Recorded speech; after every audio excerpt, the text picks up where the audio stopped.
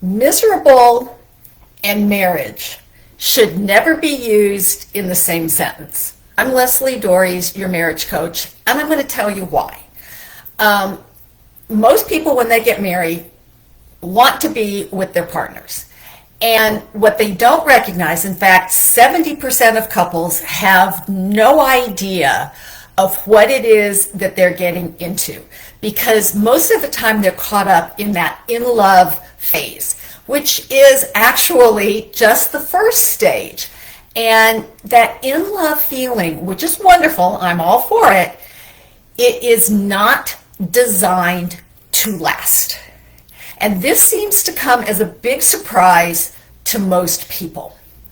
And as a result, they actually do not plan for what the next stage is. And one of my colleagues calls that middle stage where the rubber meets the road, the disillusionment stage, where the rose-colored glasses of being in love have come off and you're both looking at the real people that you are.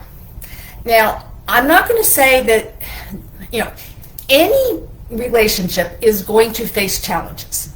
The question is, are you working together as a team, or are you working against each other? And most people are working against each other because they haven't figured out, they haven't formulated a plan for what they want their relationship to look like. They get married during the in love phase, and then when they hit the disillusionment phase, they get struck. And I've been thinking about this since I read an article about the magic of no longer being a wife. Right? And where the woman goes on to talk about how horrible her marriage was. Newsflash, she had ownership in what her marriage looked like. So if she married somebody who was inconsiderate, unkind, whatever other negative characteristic you want to throw out there, then that's on her, right? It's also on him. But if she chose somebody who she saw as a reclamation project, that's on her. Now, if her husband changed once they got married, that's actually on both of them, right? Same thing in your marriage. And, there's an old adage that women marry men hoping they'll change and men marry women hoping they won't. Well, actually, everybody's going to change because we can't stay stagnant. Now, the question becomes, what direction do we change in, and are we working together? And that's where most people fall apart. Most relationships fall apart. Because even though the information is out there, most people don't access it. Because they buy into marriage should be hard work, marriage should take sacrifice, marriage should take compromise. And by the way, none of those are true. Yes, you and your partner have to figure out how you are going to live together. And by the way, that is a mutual responsibility. So if you started out being a good guy and then you slacked off, that's on you. And I get it. I understand. I had somebody who contacted me just the other day who was talking about how his wife pretty much just dumps in his lap about all the horrible things that he's doing.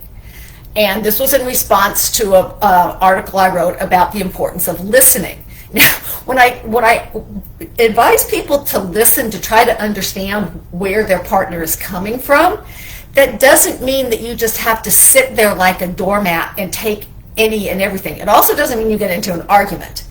It means that you figure out, you identify where each of you are struggling, and you make a commitment to making it better.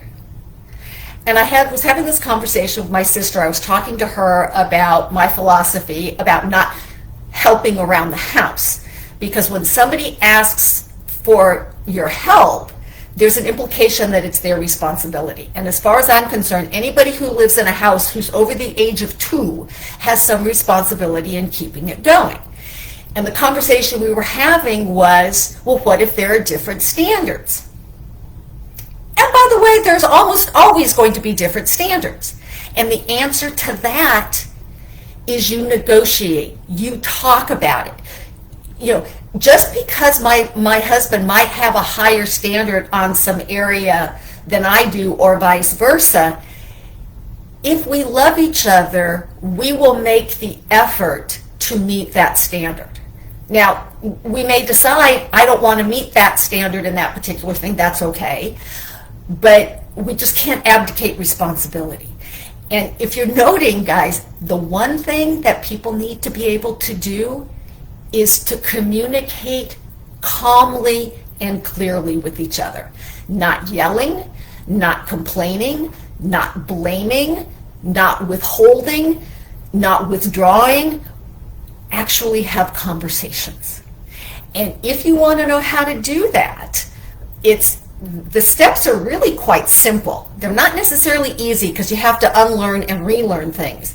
But the concept is actually really simple, because the idea is you are co-creating your relationship. If your relationship is suffering, you have ownership in that. And like this man who was writing to me, his wife was putting all of the responsibility into his lap. And unfortunately, this is what a lot of women do. I know that's going to tick women off, but sorry, this is what happens. And vice versa. It is the place to start is not the focus on your partner, but the focus on what you are contributing to it, because I guarantee you each are contributing something to that situation. And the place that you have power is in what you are doing. So if you'd like some help with that, then please get in contact with me, because again, I don't believe that miserable and marriage should go together, and the answer isn't necessarily to end the relationship. Most of the time, the relationship can be fixed if people are willing to learn the information and apply it. So hopefully you found this helpful.